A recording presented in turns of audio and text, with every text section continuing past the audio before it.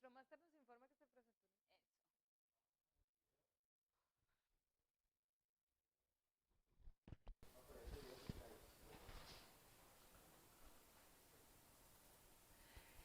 Lamentamos los inconvenientes, nuestro máster nos ha anunciado que se ha presentado una distorsión con el audio y entonces teniendo en cuenta que nosotros estamos aquí para garantizar la calidad de lo que estamos haciendo, pues vamos y reconociendo además lo interesante que está esta charla, vamos a repetir un poco, a retomar un poco, a recopilar el ejercicio que veníamos haciendo.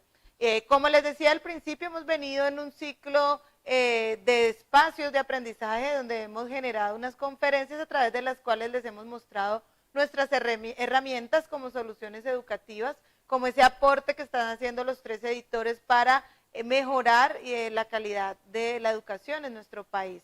En este orden de ideas, el día de hoy tenemos como invitada especial a Natalia Giraldo Santa Coloma, quien está aquí acompañándonos. Buenas tardes, Natalia. Muy buenas tardes, Cecilia. Un gusto estar aquí contigo y con los 3 editores. Natalia, para empezar, pues quisiéramos conocer de ti, conocer tu trayectoria. Sé que ya hemos hablado un poco de esto, pero retomando, recapitulando en este ejercicio para que todos pues tengamos la información. Cuéntanos de ti, cómo llega Natalia a ser Natalia Giraldo Santa Coloma, la asesora educativa que ha ideado, que ha creado, ha gestado unas ideas de estrategias de intervención para las instituciones educativas y que pues el día de hoy está aquí con nosotros. Cuéntanos. Muchas gracias. Sí, mira, yo soy licenciada en Ciencias Sociales y magíster en Educación. Mi objetivo es fortalecer los procesos de enseñanza y aprendizaje como educadora desde convicción. Creo firmemente en que la educación es una nueva y una gran herramienta para poder desarrollar cambios estratégicos a nivel político, social, ambiental, cultural, de todo un poco. Creo también que ser docente es una tarea y una labor muy ardua que muy poca gente reconoce en realidad. Tal vez en estos tiempos de enseñanza en casa ha sido más reconocido, pero cómo nosotros mismos como docentes nos fortalecemos.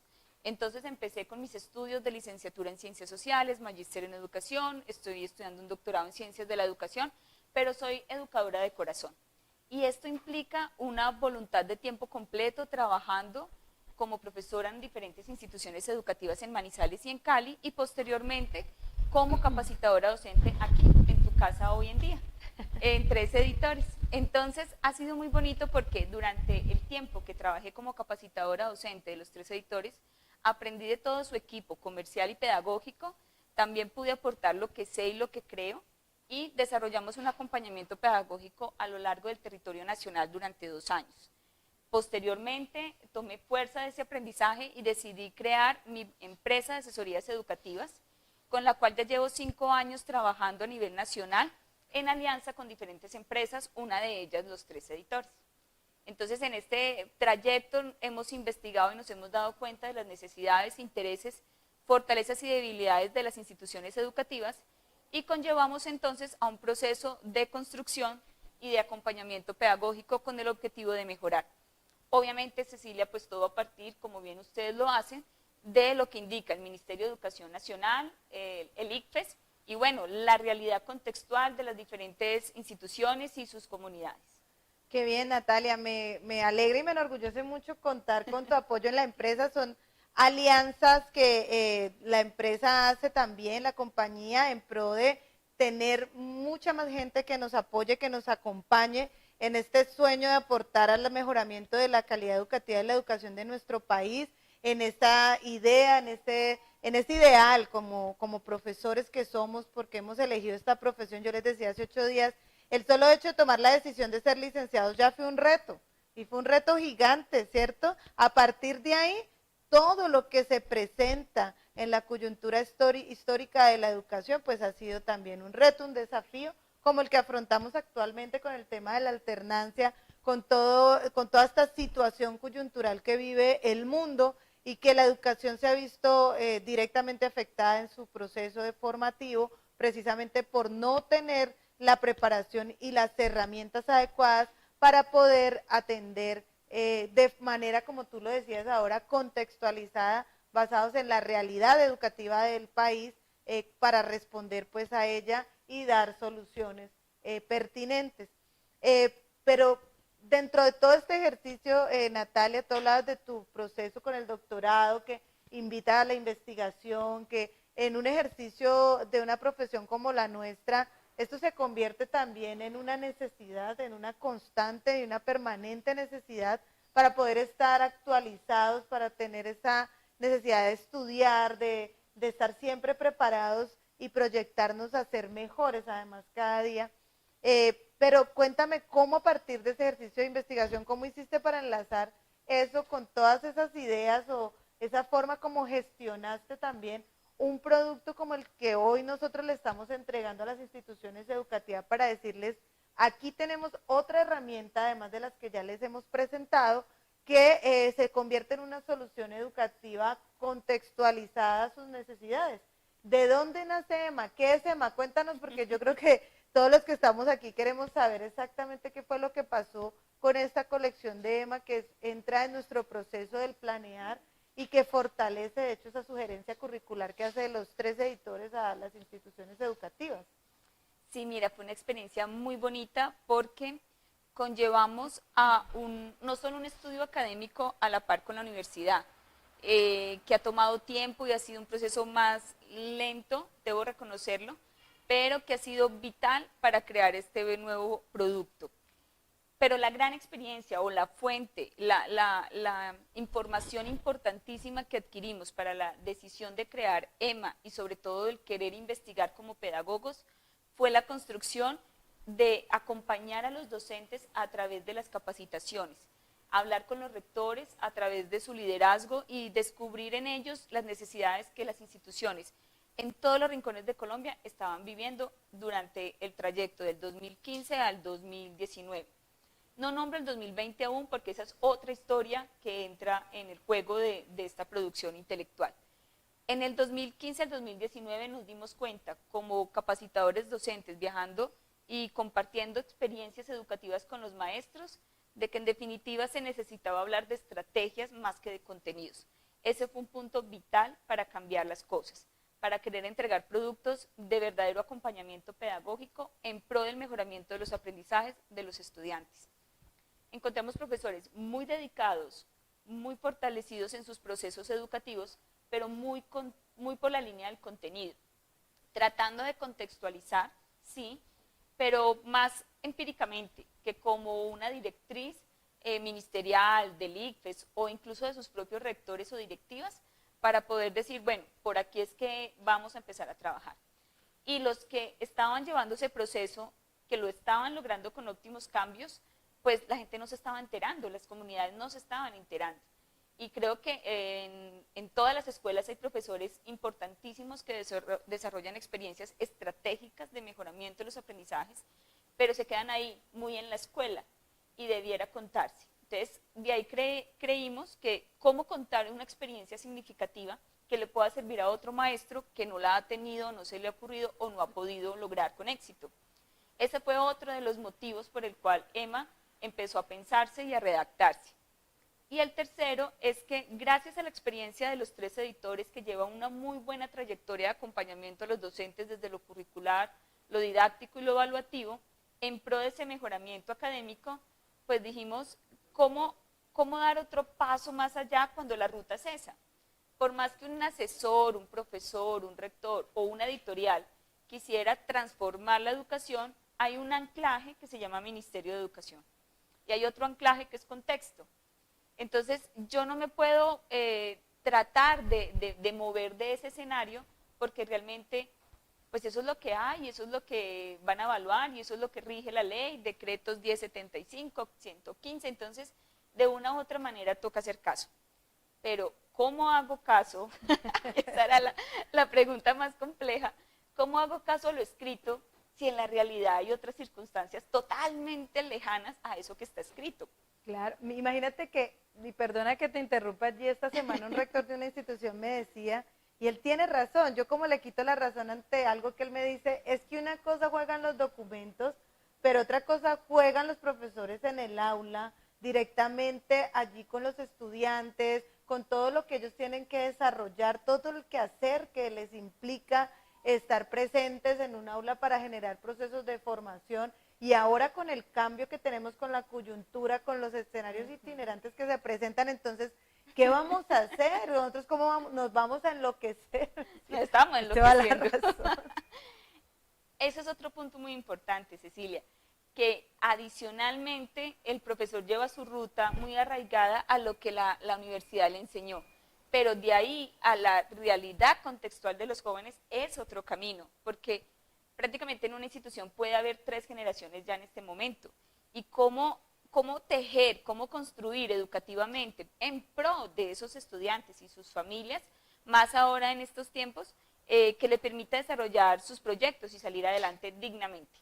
Entonces, recapitulando todos esos pensamientos y condiciones, vimos la necesidad de un libro que fuera de las áreas del núcleo común, pero que le permitiera a otros docentes de otras áreas participar.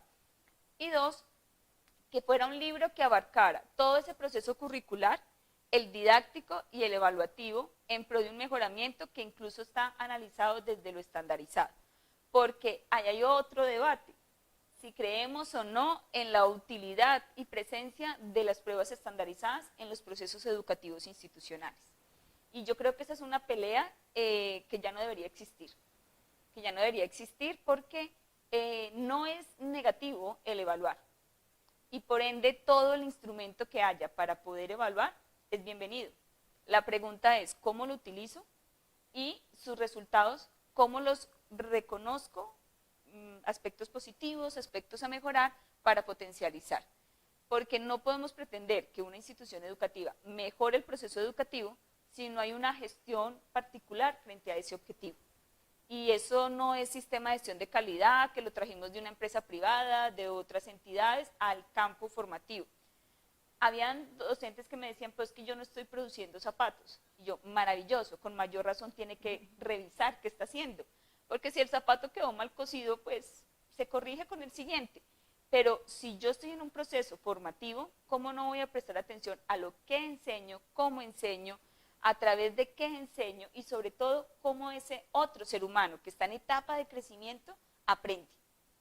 Y cómo no verifico qué fortalezas, estilos de aprendizaje y deficiencias tiene como cualquier ser humano, pero que está en etapa de crecimiento y no lo apoyo y no le busco el camino o no lo motivo a construir su camino. Tanto que el documento de alternancia hoy lo llama en este orden: capacidades, habilidades y saberes. Si eres maestro y estás pensando en saberes y competencias, ya replantea eso, porque ahorita es qué tan capaz es mi estudiante de hacer en un contexto como en casa, en alternancia, en presencialidad, qué tan capaz es mi estudiante de hacer, y si es capaz, qué tan hábil es haciéndolo. Todos son capaces de leer, pero cuando adquieren unas habilidades lectoras es otro cuento. Por eso se dedican casi 11 años. Y digo casi porque la etapa de transición y prejardín es vital, claro, vital como una lectura emergente. Y saberes, porque si estás aprendiendo con una capacidad de lectura, una habilidad lectora, pues vas a aprender muchísimo sobre la experiencia, el contexto y el contenido, que no desaparece, pero pierde su protagonismo para dárselo al estudiante, que siempre debe haber sido así. Y ahí es donde además se prioriza entonces sobre algo que todos estamos hablando, y es algo de lo que siempre se ha hablado, Natalia, pero que ahora cobra protagonismo, y cuando nos dicen, ahorita sí vamos a hacerlo porque tenemos que hacerlo, nos aterramos un poco, nos asustamos un poco, porque nos da miedo salir de nuestra zona de confort. No es fácil, sobre todo cuando no contamos con las herramientas ideales para poder ayudarnos a eso, y es en ese momento entonces que surge algo que se empieza a hacer muy visible, y es la necesidad de priorizar los aprendizajes de los estudiantes, porque era muy lo que tú hablabas ahora cuando empezaste a decirnos el tema de que ya nosotros no podemos priorizar sobre contenidos, ¿sí? Esa etapa ya se quemó, ya tenemos que empezar a pensar los contenidos como ese vehículo que nos está ayudando a conducir al estudiante, pero la prioridad es el aprendizaje,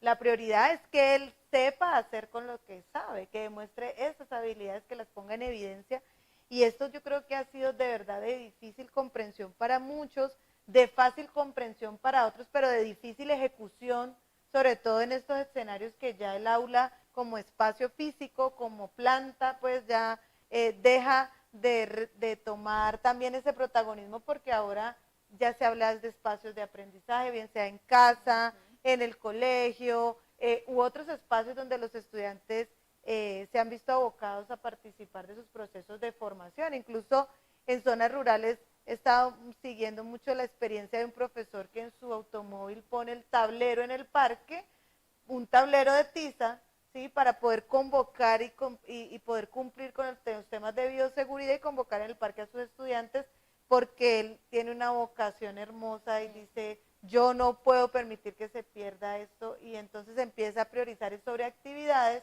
y sobre recursos que llevan a potencializar son las competencias de sus niños y sus niñas.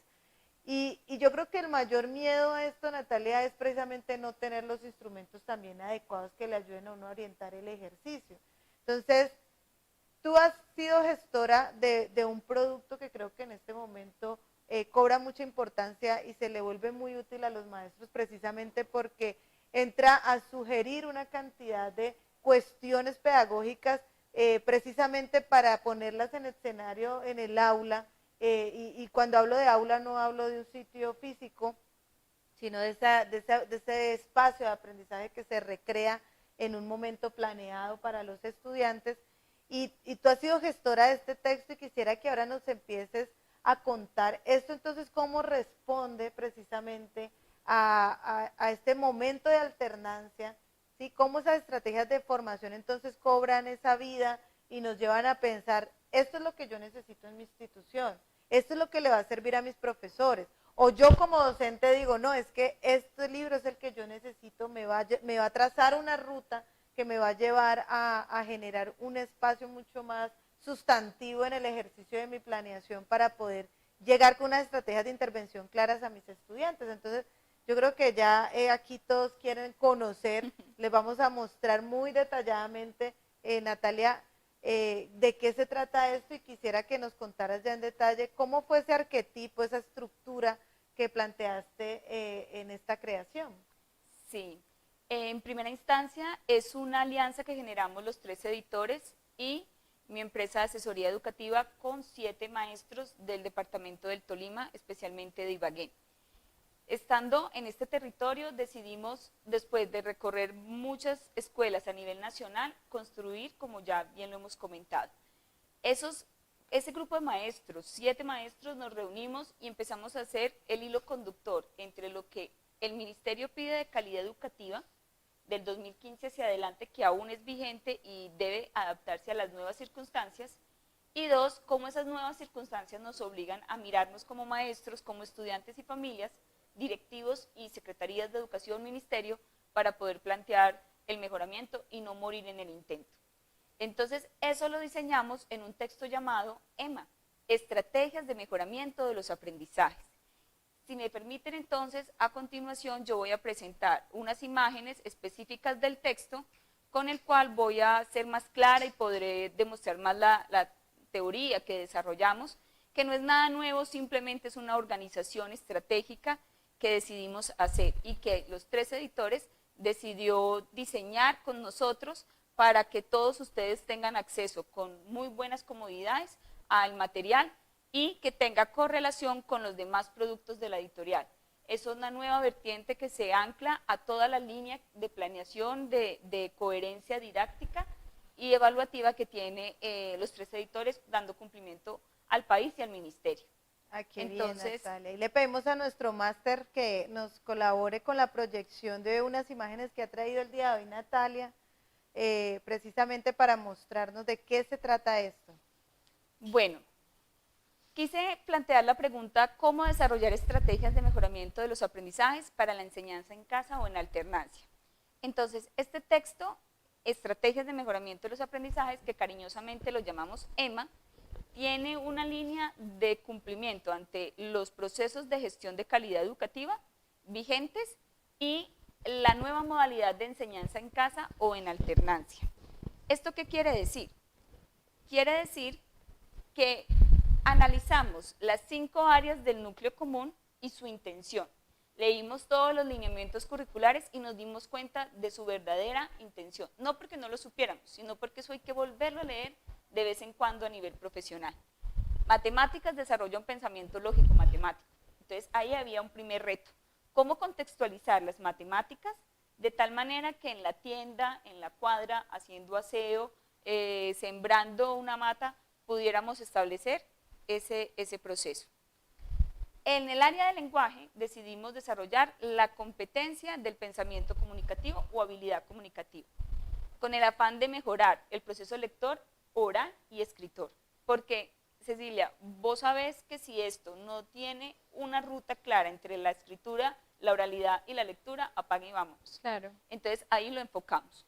Las ciencias naturales desarrollando un pensamiento científico a través de diferentes experimentos y procesos ambientales que permitiera, con pocos recursos, direccionar este sentido ambientalista. Las ciencias sociales, un proceso de pensamiento ciudadano fundamental hoy en día, sin desmeritar las demás áreas, pero que nos plantea cómo ser ciudadanos ante estas nuevas situaciones de pandemia o de construcción de aprendizaje autónomo en casa. Entonces, ¿qué ciudadanos somos y pensamos seguir siendo después de estas circunstancias? Y en las ciencias sociales, también la construcción de un proceso histórico conceptual, porque es necesario para no cometer el mismo error. En inglés, obviamente, todo es la propuesta de bilingüismo que el ministerio propone, y bueno, haciendo eco a ello, construimos diferentes estrategias. Esta es la tarea o la labor que todas las áreas del núcleo común tienen en este momento a nivel colombiano, pero creo o me atrevo a decir que a nivel latinoamericano también.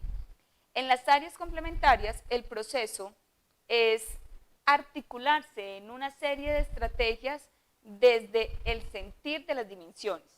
Recordemos que las áreas complementarias fueron diseñadas por dimensiones gracias a lo que en transición empiezan a ver en dimensión, la cognitiva, la corporal, la comunicativa, la emocional, ética, estética y espiritual.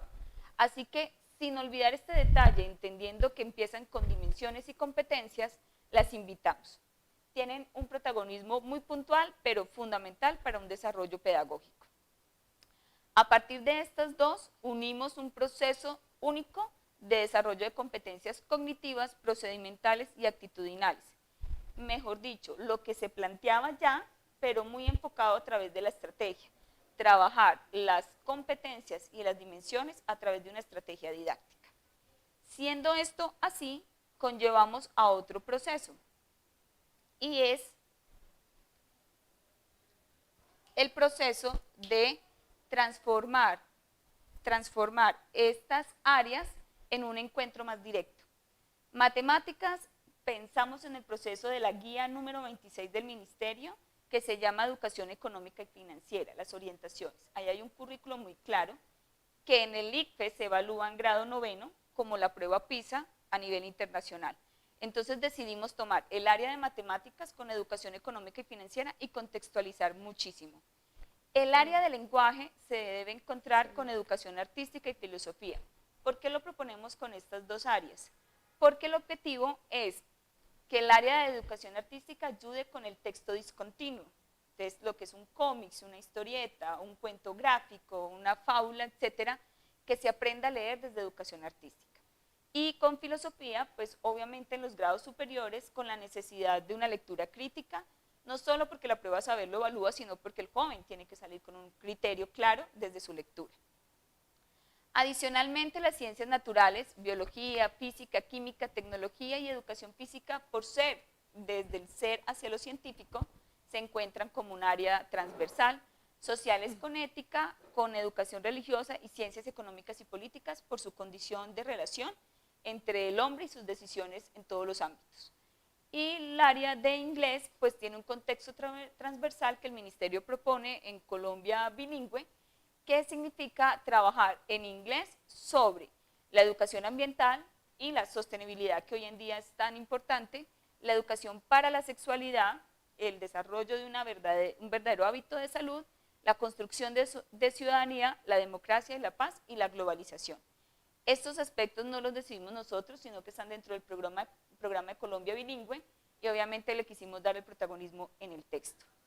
Natalia, aquí quiero hacerte una pregunta y es algo que cuestiona un poco uno de nuestros espectadores en este momento, y él hace la acotación de calidad educativa en pandemia, dice y lo entendemos, de verdad que lo entendemos totalmente, que cuestione un poco esto, pero quisiera que nos detuviéramos un momentico a pensar en términos de esta propuesta que estamos haciendo, cómo podríamos responderle a él respecto a qué se puede pensar o reflexionar sobre el tema de la calidad educativa en tiempos de esta pandemia. Yo diría más que en tiempos de pandemia, en tiempos coyunturales, porque Exacto. ahorita es una pandemia, pero históricamente han sucedido N cantidad de hitos, ¿sí? de momentos de la historia en la educación que han hecho que se irrumpa o que se transforme o que se vea obligada y abocada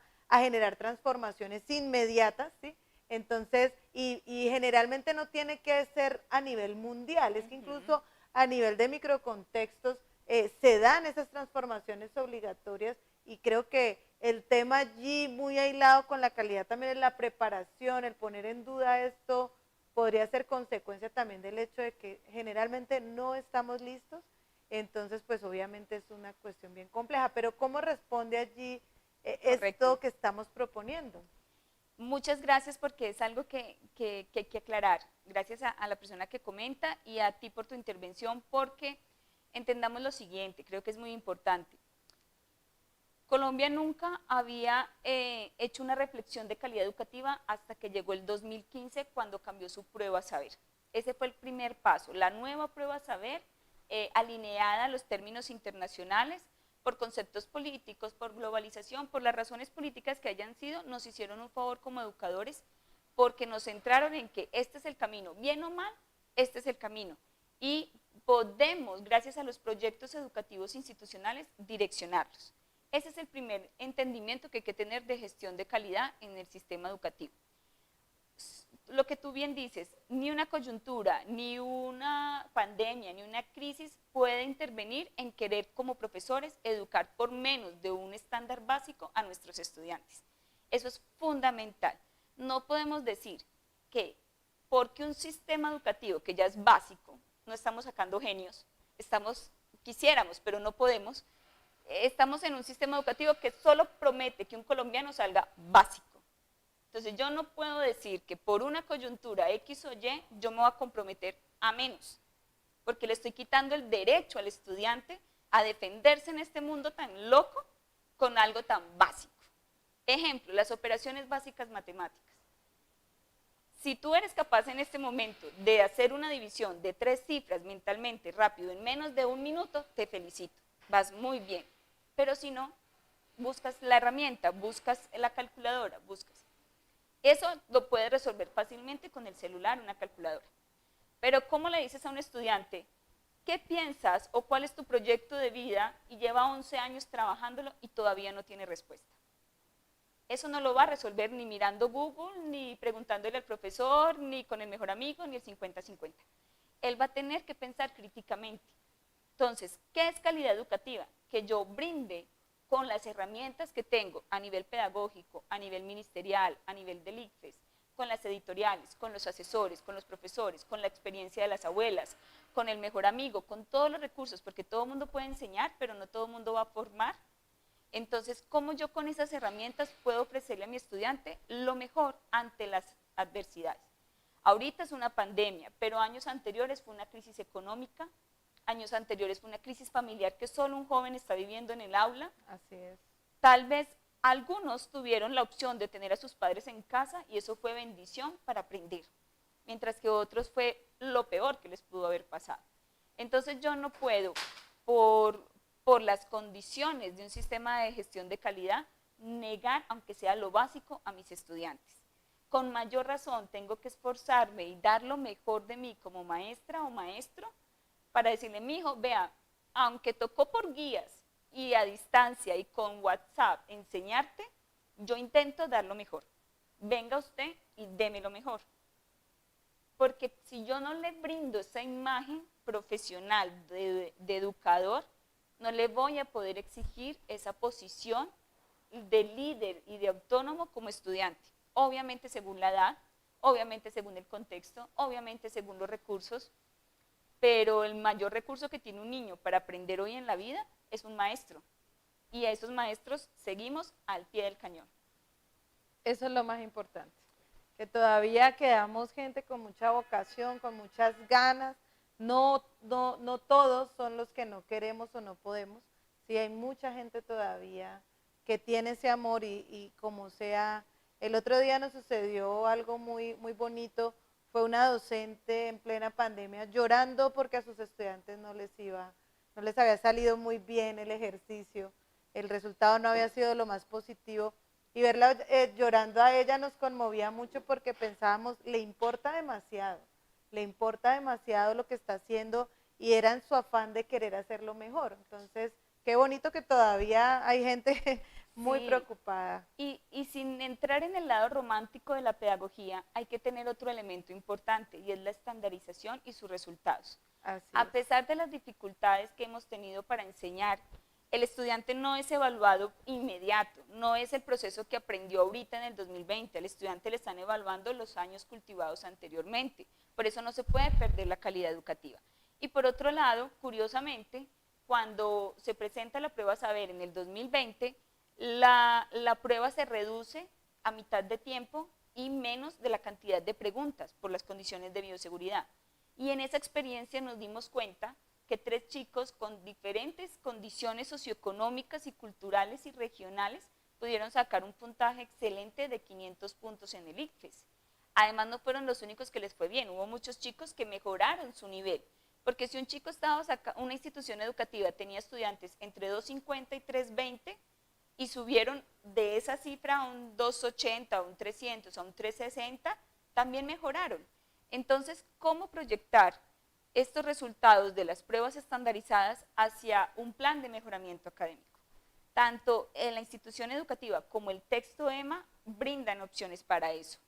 Pero también es cierto que si yo no le digo esto al estudiante y sus familias, ellos no se van a percatar de este esfuerzo.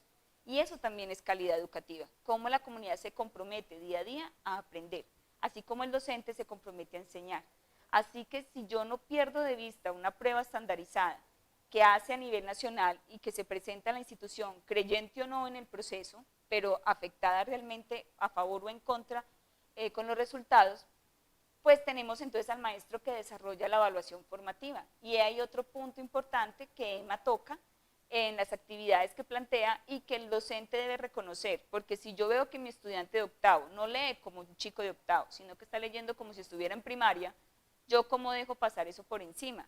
Y ahí no va el afán del contenido, ahí no va el afán de que tengo que darlo todo, ahí va el afán de, venga, yo les enseño a leer. ¿A leer qué? Lo del área, naturales, sociales, artística, lo que sea. Pero el objetivo debe ser claro y por eso, quien construye su proyecto educativo institucional es la comunidad alrededor del colegio. Entonces, ¿cuál es el sistema de gestión de calidad que mejor funciona? El que esa misma comunidad construye y se apropia. Y eso no lo puede derrumbar ninguna circunstancia porque entonces estaríamos manicruzados y cómo desarrollaríamos esta experiencia de enseñanza y aprendizaje a un chico que no va a parar de crecer. Él va a seguir creciendo y va a querer estar en sexto, en séptimo y va a querer graduarse y una educación superior o ser capaz de crear un emprendimiento. Entonces, a pesar de las circunstancias, yo no puedo bajar la guardia. Y por eso estas alianzas, estos encuentros, estos procesos y estos productos. Claro que sí, Natalia, totalmente de acuerdo. Creo que a la calidad educativa le aportamos todos, no sí. Solamente los profesores o solamente los estudiantes, esto es un trabajo de todos. Eso es como nuestro lema aquí en la compañía, juntos somos más, sí. Como parte de nuestro lema para el lanzamiento de nuestras colecciones este año, juntos somos más, juntos somos quienes aportamos a la calidad educativa. Y cuéntanos, Natalia, entonces, ¿cómo va respondiendo precisamente este texto a esa calidad educativa a través de estas estrategias de intervención que se han propuesto año a año para cada uno de los ciclos de formación que el mismo Ministerio de Educación pues, nos plantea? Claro, ya para aterrizar la idea en el texto y que al maestro le sirva en su día a día y al estudiante su aprendizaje, tomamos esta ruta que aparece en pantalla. Tomamos el ritmo de desarrollo que lo propone el Ministerio desde la Ley 115 y lo avala en el Decreto 1075 del 2015, donde es muy fácil de entender. Usted es un profesor en un grado, en un área, y está enseñando 3 o 4 periodos. Si usted está ahí y está ubicado en su labor, usted no puede arrancar de cero. Así está en transición, hay un presaber, un contexto educativo, una familia que algo hizo y una sociedad que algo ha aportado. Entonces, si yo estoy en el grado, me voy a ubicar en grado primero, y recibo esos niños de transición, yo tengo que saber que pertenezco a un desarrollo de ciclo 1. Esa es la primera mirada que tenemos que tener. Como yo no trabajo solo en un grado, está el docente de segundo, está el docente de tercero, y entre los tres vamos a desarrollar un proceso de enseñanza y aprendizaje con los estudiantes, sembrando a partir de lo que cultivó transición, de lo que logró en procesos de aprendizaje transición. Si esto se respeta, estamos diciendo que hay un objetivo claro de enseñanza y se utiliza adecuadamente todo el currículo del área en pro del aprendizaje. Por eso el ICFES dice, si eso es así, yo extraigo lo importante de esos 3 grados y evalúo en tercero. Entonces, ¿qué evalúa el ICFES en tercero? Lo que un niño vivió entre transición, primero, segundo y tercero, tan coherentemente entre año y año, que pues ya son 4 años de inversión, ¿cómo no voy a mirar cómo va? Además, el profesor lo viene viendo y evaluando y evidenciando constantemente. Si esto lo logra ciclo 1, ciclo 2, 3, 4 y 5 deben estar en la misma táctica o en la misma estrategia, para que cuando el niño en su etapa de crecimiento y en el descubrir de sus estilos de aprendizaje vaya avanzando, pues vamos a encontrar ese desarrollo de saberes, de capacidades, de habilidades, de competencias, talentos, y también vamos a reconocer las deficiencias, las dificultades y las necesidades. ¿Qué pasa entonces que esto no se ha logrado? Pues que no nos hemos visto así. Llegamos individualmente, trabajamos individualmente, le decimos al niño, guarde ese cuaderno que yo no estoy dando matemáticas, voy a dar ciencias naturales, pero vamos a cultivar en la huerta. Eso implica unas matemáticas, cuánta tierra, cuántas medidas, cuánta extensión, qué tipo de semillas, cantidades. Entonces sí está viendo matemáticas. 2, que dividimos a la institución educativa en 3. Básica primaria, básica secundaria y la media, olvidándonos que hay un hilo conductor, no solo conceptual, sino de componentes y competencias, que para eso están los estándares, también llamados desempeños, y los DBA. Y por si algo quedaba de duda, pues entonces nos entregan las matrices de referencia y las guías de orientación del ICFES, pues nos dicen, pues si no me cree, créale al ICFES. Pero por favor colabórenme. Pero crean algo. Porque es que no se salga del sistema. Si se sale del sistema, usted va a tener que irse solito a construir lo que ya colectivamente se construyó. Además que no lo hicieron 2 personas en una oficina del ministerio, lo hicieron profesores en un estudio y la propuesta ha funcionado. ¿Cuál es la falla? Que todavía no creemos en la propuesta, que la cumplimos, la ejecutamos, la chuleamos, cobramos, pero no creemos en el propósito educativo. Y yo soy profesor, soy parte del sistema, soy una madre que llevo a mi hijo a la escuela, soy parte del sistema. Soy un pelado de 11, soy parte del sistema. Y el sistema incluso no cierra ahí. La educación superior tiene el efecto colateral, y triste que tengan que enseñar otra vez a leer y escribir porque no se logró en 11 años. Este ritmo de trabajo lo tuvimos en cuenta para la construcción de EMA. Aunque hay evaluación formativa, si yo llevo a cabalidad la evaluación formativa, me encuentro con la evaluación estandarizada. ¿Por qué? Porque es por competencias.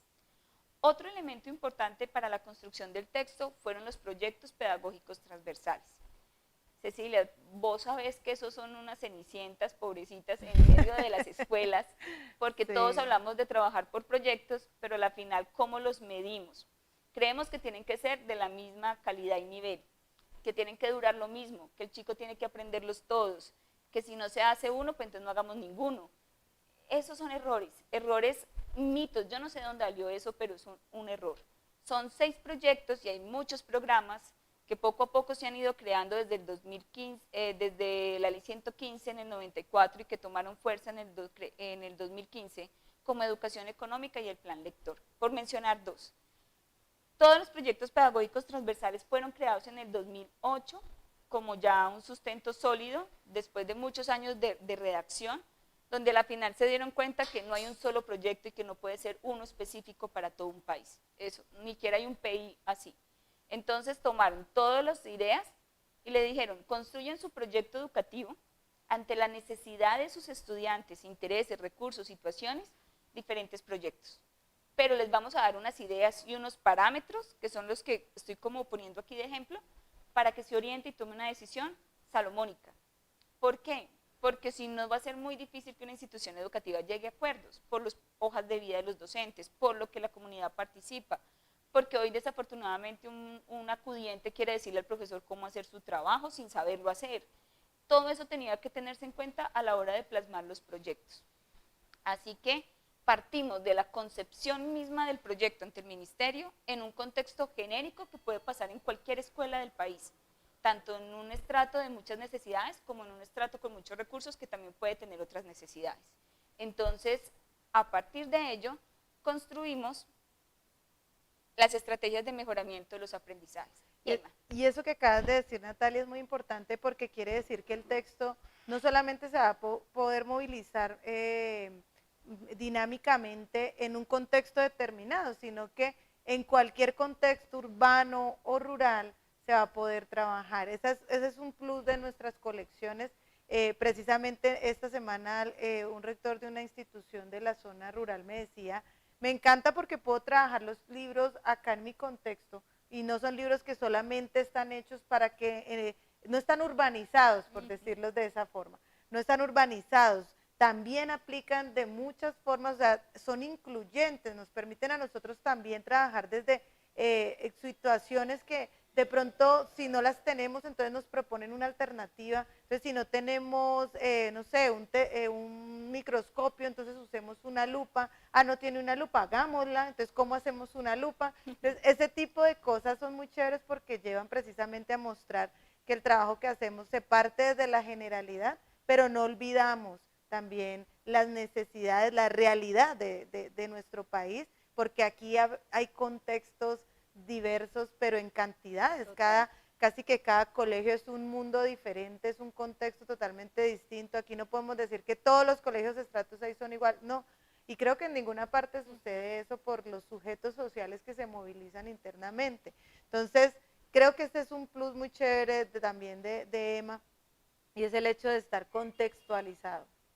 Sí, además, el paso siguiente de lo que tú mencionas fue revisar los productos ya creados por el equipo pedagógico de la editorial, que ha brindado los 3 editores en los años consecutivos de los cambios de calidad educativa 2015 y que ha creado anteriormente como histórico en una institución y que es el futuro que nos esperaría a todos, pase lo que pase. Entonces lo que hicimos fue revisar los textos de planeación curricular de la editorial, que muchos colegios los tienen y han llevado un histórico de las diferentes versiones que se han hecho y cómo ellas plantean todo el currículo respetando que la institución en su proyecto educativo institucional va a crear una línea pedagógica con su modelo, con su contexto y objetivos, claro.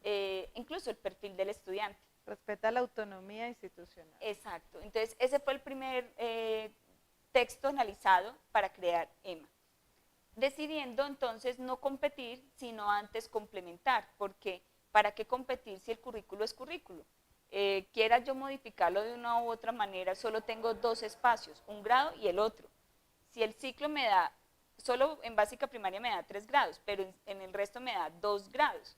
Yo, ¿para qué discuto con quererlo mover el currículo de una u otra manera si hay una línea conductora entre el ciclo, el concepto y la competencia? Entonces simplemente lo que hicimos fue extraer algunos desempeños y con ellos trabajar, dando cumplimiento al equilibrio entre componentes y competencias. Lo mismo hicimos con los DBA, entendiendo que el DBA sí se mueve de grado en grado durante todos los niveles, pero que nuestro objetivo no era ponerlo a recorrer, sino extraer el que es y tratar de desarrollarlo en el momento que es. Por eso, la segunda herramienta que tomamos fue los textos en su momento Prepárate para el saber y ahora Saber más. Y con ellos dijimos, bueno, aquí hay una oferta didáctica muy interesante a través de la pregunta orientadora, la pregunta problematizadora y las competencias y componentes. Eso no se puede perder, pero ya está hecho. ¿Qué quisimos hacer en EMA? Tratamos de direccionarlo a la secuencia didáctica como un profesor cuando toma el prepárate o el saber más ahora y se sienta a crear su propia secuencia didáctica. Aterrizar lo que un pedagogo le dijo en el texto de la editorial a lo que un pedagogo en un contexto tiene que empezar a crear pensando en sus chicos. Entonces hicimos 11 ejemplos de estrategias didácticas disciplinares y 11 de estrategias transdisciplinares o transversales con los proyectos. Así, el texto cubre 22 ideas de pura caracterización, procedimiento curricular y secuencia didáctica, muy al detalle que le sirve al maestro desglosarlo en su contexto bajo sus pilares o principios pedagógicos o bajo el proyecto educativo institucional. Así que en ese orden de ideas analizamos los recursos que ya una institución educativa tiene con las negociaciones de 3 editores, pero que siempre queda corto porque ya pasa la labor docente. Y podrían pensar en este momento, no, pero es que le hicieron todo el trabajo al profesor. No, no, ese nunca ha sido el objetivo. Es un instrumento más, es una ayuda más que el maestro, conociendo las necesidades, intereses de sus estudiantes, va a saber utilizar. Porque estamos hablando de colegas, estamos hablando de pedagogos a pedagogos y en educación no hay fórmulas mágicas, no hay conclusiones y últimas ideas. ¿Cómo se vería esto, Natalia? ¿Cómo puede ver esto que acabas de mencionar? ¿Cómo se ve en el texto? ¿Cómo sí. se puede relacionar? Perdóname, yo complemento con una cosita. Además, tomamos los resultados de las pruebas estandarizadas que aplican de la editorial, que una institución si no las aplica puede mirar las que aplica de donde las aplique, Avancemos, el ICFES, otra entidad, 3 editores, o que incluso hay profesores que las crean, y ese aspecto que no pudieron resolver con facilidad en la prueba estandarizada, cómo yo lo tomo como un pilar de aprendizaje para enseñar a través de esa estrategia. Entonces, ¿cómo hicimos eso? De la siguiente manera. 1, tuvimos en cuenta el primer punto, se divide en 3 momentos. El primero, la caracterización o lectura del contexto. Tomamos casos hipotéticos donde hablamos de los estilos de aprendizaje, las condiciones familiares, los recursos, los tiempos que tiene un docente y un estudiante para poder desarrollar un proceso, que hoy es muy importante desde casa o alternancia. Los resultados de las pruebas estandarizadas, en qué va a estar fallando y cómo lo aprovecho en este tiempo para solucionar, y las matrices de referencia, fundamentales. ¿Por qué las matrices de referencia? Porque aunque son de lenguaje, matemáticas y naturales en secundaria y media, estamos diciendo que en todos los ciclos de los 3 niveles educativos es necesario que el chico aprenda tanto el proceso de comunicación, de habilidad lectora y escritora, de lenguaje, como las operaciones básicas matemáticas y sus niveles de complejidad de grado en grado. Eso es fundamental, no porque las otras áreas no sean importantes, es que porque si yo no sé eso ni siquiera, ya estoy perdido, así sepa mucho sobre las otras áreas, pero esto es fundamental incluso para vivir las otras áreas. Por eso partimos de ahí. Van a encontrar, como está en pantalla, el proceso de primera construcción de caracterización o lectura del contexto, donde le damos un área, un ciclo, un grado, el protagonismo del profesor porque él va a tomar esto y va a actuar en su institución, tiempos, posibles alternativas de horas, entendiendo que eso es un caso hipotético, y tomamos las características de los estudiantes y el porcentaje que identificamos que no le fue muy bien en la prueba estandarizada. Tomamos al ser y el saber hacer. Y a partir de ahí buscamos un referente de la matriz como tal, por eso se denomina así. Y ese referente lo tomamos para fortalecer el proceso lector y escritor en todas las áreas. Así que partimos, matemáticas parte en el suyo, pero lenguaje es invitado en todas. Este es el primer elemento. Entonces, a partir de este caso, el docente se encuentra identificado o lo toma como un referente a su comunidad, a su cotidianidad. El siguiente elemento o parte de la construcción estratégica es el procedimiento curricular o priorización de los aprendizajes. ¿Qué significa? Pues que hay que tomar los ingredientes, por más que yo quiera cambiar una bandeja paisa, son los ingredientes que son, y si queda usted gordito, llenito, satisfecho o con sueño, es el resultado, pero no le puedo cambiar los ingredientes a la bandeja paisa, ¿sí? Eso hicimos aquí, ¿Cómo debo trabajar en un área? Pues debo tener en cuenta los elementos propios del área, los componentes integrados, por supuesto, como debe ser hoy en día, las competencias integradas, los estándares, que también son denominados desempeños, porque el maestro los desempeña con el estudiante, los derechos básicos de aprendizaje de BEA, que es la primera priorización que en Colombia se hace oficialmente, los objetos de aprendizaje, también llamados contenidos, y aquí hay algo muy importante, Cecilia, que tú bien manejas también con tus profesores, y es que una cosa es el concepto, otra cosa es el tema, otra cosa es el contexto, otra cosa es la teoría, el principio, la ley, la hipótesis, y todo eso hace parte del contenido, no es un simple tema y ya. Entonces, ¿cuál es más necesario en esta priorización de aprendizajes hoy en enseñanza en casa, por ejemplo, o en alternancia? Y indispensable, imparitable, innegociable, las competencias ciudadanas y las competencias laborales. Si no, quedamos muy bonitos en lo académico, pero como personas o sujetos nos perdemos en la etapa de crecimiento. Por eso ahí está la guía 6 del ministerio y la guía 21. La 6 habla de competencias ciudadanas y la guía 21 de competencias laborales generales, que no son las mismas del SENA y no son las mismas de las universidades, pero tienen correlación. Les enseña a los chicos a tomar decisiones y a respetar la opinión del otro, por dar un ejemplo.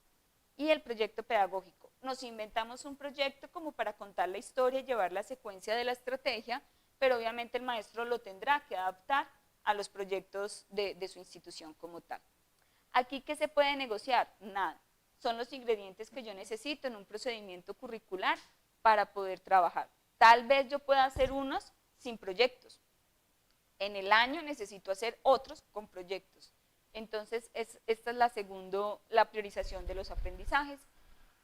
Y más o menos queda en esta gráfica en la institución, en el texto, y debe quedar algo similar en la institución educativa en los formatos, donde cualquier lector al mirar en la estrategia como tal se dé cuenta de lo que hay ahí y que esto se va a llevar a través de una experiencia contextual significativa de aprendizaje autónomo en el estudiante, y ahí tuvimos cuidado con que no se quedara solamente en casa, sino que tratamos de que fuera adaptable a la decisión del maestro, porque como se lanza hoy, no sabíamos si íbamos a estar en casa, en alternancia, en presencialidad, en qué condiciones. Entonces, hablamos en términos de una presencialidad adaptable a casa o alternancia, porque no nos podemos quedar en un solo ámbito. Así que usted en el momento de leer lo va a encontrar como si las condiciones no fueran solo en casa, sino como de presencialidad. Pero su lenguaje es tan sencillo que usted lo adapta a en casa, en alternancia, en presencialidad. Así que el libro les puede servir 2021 y a futuro, mientras usted le quiera dar la oportunidad de reconstruir lo propuesto didácticamente para otras condiciones. Y el tercer elemento fue el diseño de las secuencias didácticas, donde aquí tomamos la indicación del ministerio. Partiendo del procedimiento curricular del área, las competencias ciudadanas, las competencias laborales, en 3 momentos grandes de la secuencia didáctica: la exploración, la estructuración, la transferencia, con evaluación formativa y la valoración. Entonces, aquí queda el momento de exploración, que es el paso donde el docente explora qué tanto sabe el chico, los presaberes, el contexto, la capacidad que tiene, para saber qué punto de partida toma, si lo que pensó podía ejecutarlo o tiene que retroceder un poco para avanzar. Y aquí ya pasa el momento de exploración, el momento de estructuración, donde se enseña a conocer y a participar en ese contenido, pero de manera contextual, viviendo una experiencia, una situación con diferentes ejercicios. Y posteriormente el momento de práctica, donde el chico me demuestra que lo que está aprendiendo sí es capaz de hacerlo en el ejercicio. Entonces aquí hay ejercicios para en casa, en alternancia o en presencialidad, dependiendo de la creatividad del maestro y cómo lo adapta a la decisión institucional. Y esto es muy importante, porque si un profesor lo lee y dice, pero es que esto es en el colegio. Sí, porque la idea es volver a la institución educativa. No nos conviene quedarnos en casa a ninguno. Y no nos conviene una deserción escolar a ninguno. Entonces necesito pensar que seguimos en una institución educativa, porque no son paredes, sino que es todo un proyecto educativo. Adáptelo, maestro, a la casa, a la alternancia, a la escuela rural, a la escuela urbana, a esas situaciones. Y Posteriormente, el momento de transferencia, donde yo ya permito que el estudiante solito me demuestre si ha aprendido a través de la actividad propuesta, y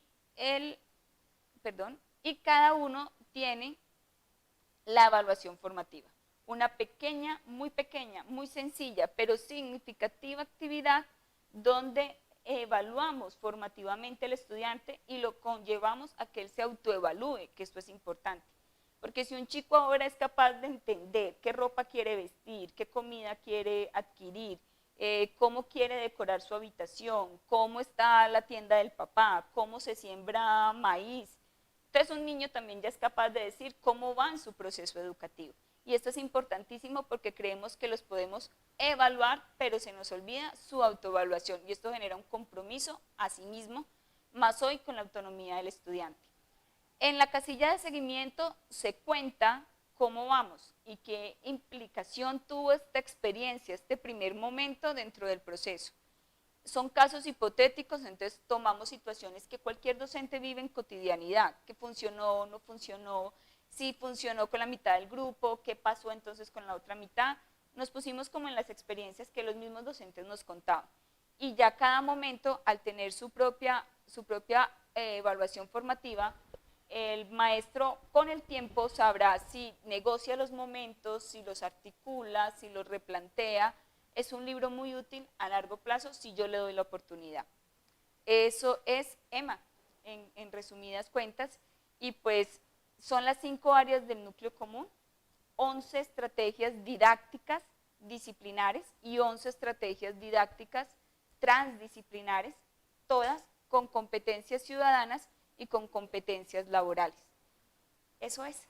No, pues buenísimo, Natalia, de verdad que yo creo que esta presentación ha dejado más de uno encantado porque además imagínate pues las cosas del trabajo bajo los mismos principios y los mismos propósitos. La colección Saber Más, que también a través de su guía de orientación trabaja las secuencias didácticas, sugiere a los docentes cómo llevar a cabo una serie de actividades que son puestas en escena en los textos del estudiante y que se complementarían de verdad muy bien con este texto de Emma, porque además de eso que ya está y que tiene un texto para trabajar, entonces tiene otra herramienta que le está sugiriendo otras actividades y otras secuencias didácticas que puede contextualizar a su realidad educativa. Porque hay algo que sí es impajaritable y que debemos decirlo siempre, el libro nunca hará la labor del profesor. Eso es irreemplazable, ¿sí? El libro, cualquier guía, cualquier cosa que una compañía editorial le ofrezca a usted, querido profesor, es una herramienta, es un instrumento, pero jamás reemplazará su labor. Es decir que de todas formas usted tendrá que hacer un ejercicio complementario porque debe aterrizarlo, debe contextualizarlo, debe reflexionar sobre eso que se le está presentando, pero además de eso, usted deberá también poner en práctica ese ejercicio en el que usted es el que conoce esos estudiantes con los cuales va a generar ese espacio de formación. Por tanto, pues deberá presentar estrategias aterrizadas y pues nosotros lo que estamos dándole son todas esas ideas y todas esas estrategias que usted puede llevar a cabo en el ejercicio. Entonces, creo que una reflexión muy bonita que nos queda el día de hoy, Natalia, es que si unimos nuestros esfuerzos, si generamos espacios estratégicos de alianzas que nos lleven a mejorar en cuestión de esas herramientas que necesitamos, vamos a lograr de verdad aportes significativos a la calidad educativa, así pensemos y la cuestionemos, ¿sí?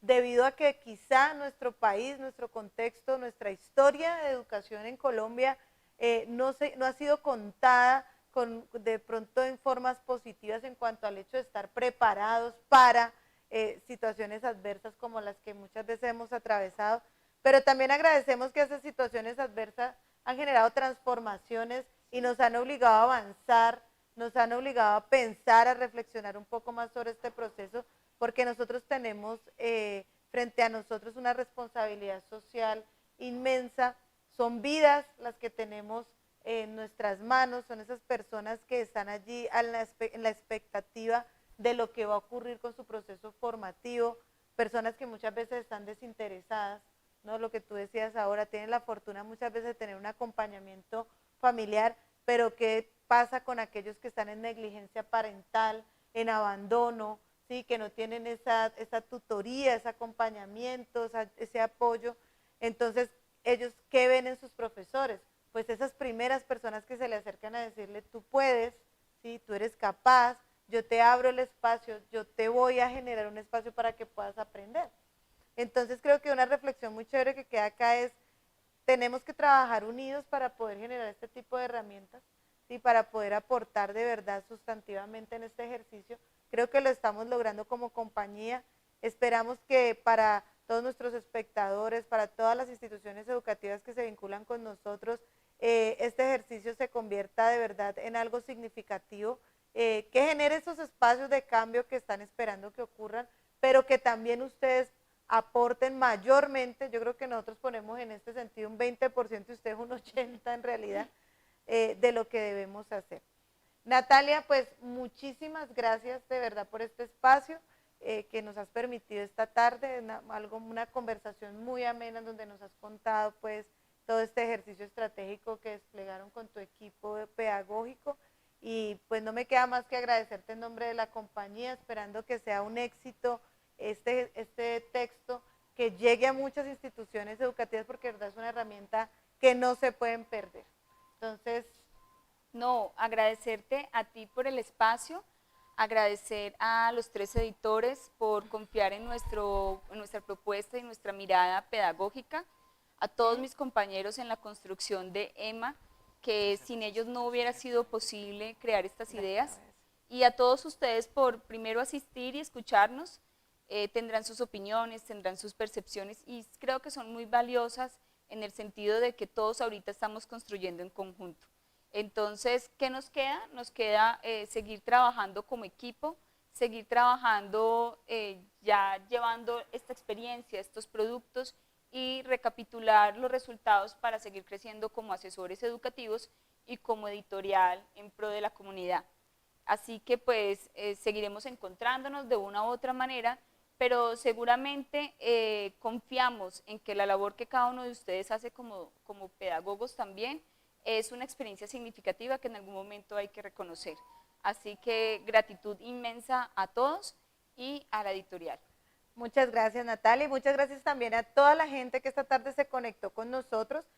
Tuvimos la presencia incluso de otros países aquí escuchando este ejercicio. Les agradecemos muchísimo, que estén atentos, continúen siguiendo nuestro contenido para que en cada oportunidad que tengamos de generar espacios de aprendizaje, ustedes sean los afortunados, los primeros afortunados en conocer nuestro contenido educativo.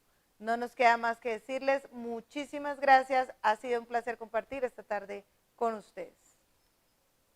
Los 3 editores, interesados en apoyar los nuevos procesos de enseñanza y aprendizaje en casa o en alternancia, ha diseñado 5 textos del área del núcleo común, denominados Estrategias de Mejoramiento de los Aprendizajes EMA.